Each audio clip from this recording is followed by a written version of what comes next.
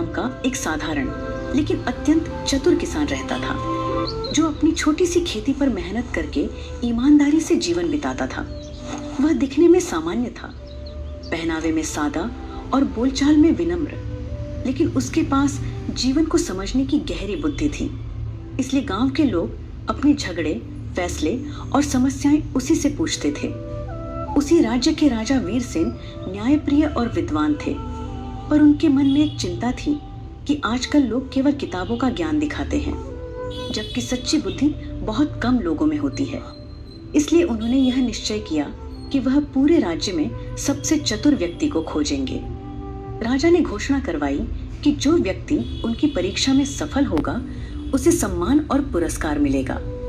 बड़े बड़े विद्वान, व्यापारी और चालाक लोग राजधानी पहुंचे, पर हरिपाल शुरू में नहीं गया, क्योंकि उसे न इनाम का लालच था और न दरबार की चाह। लेकिन गांव वालों के आग्रह पर वह साधारण वस्त्र पहनकर राजा के सामने उपस्थित हुआ।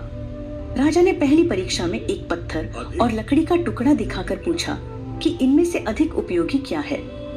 अधिकतर लोगों ने तुरंत उत्तर दिया, पर हरिपाल ने कहा कि उपयोग वस्तु में नहीं, परिस्थिति में होता है। पत्थर और लकड़ी दोनों ही। यह उत्तर सुनकर राजा प्रभावित हुए।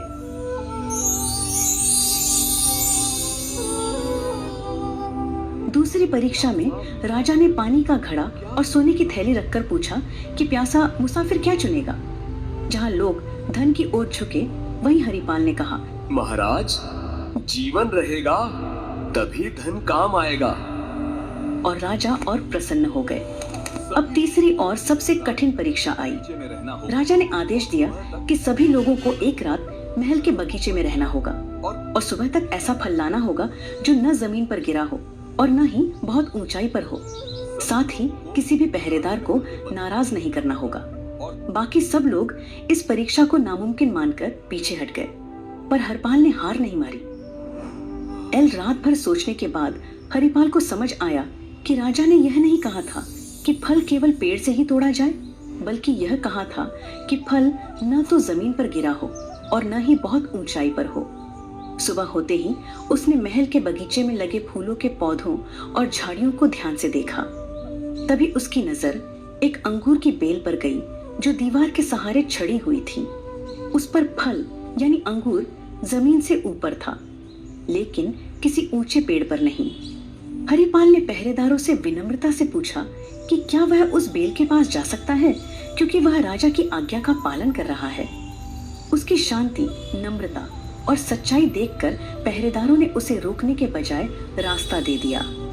हरिपाल ने बिना किसी नियम को तोड़े बेल से फल तोड़ा और दरबार में ले आया।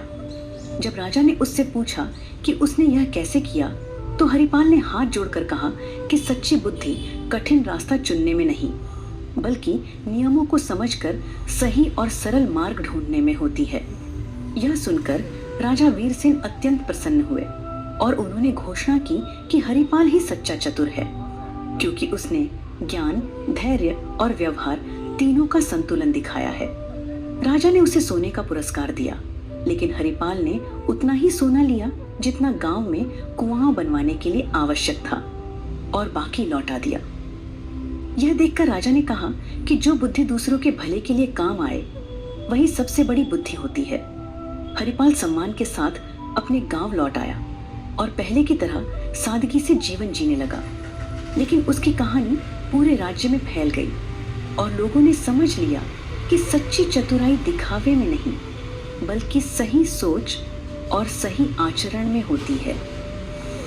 सीख: सच्ची बुद्धि वही है जो नियमों को समझे, अहंकार से दूर रहे और अपने साथ साथ दूसरों का भी भला करे।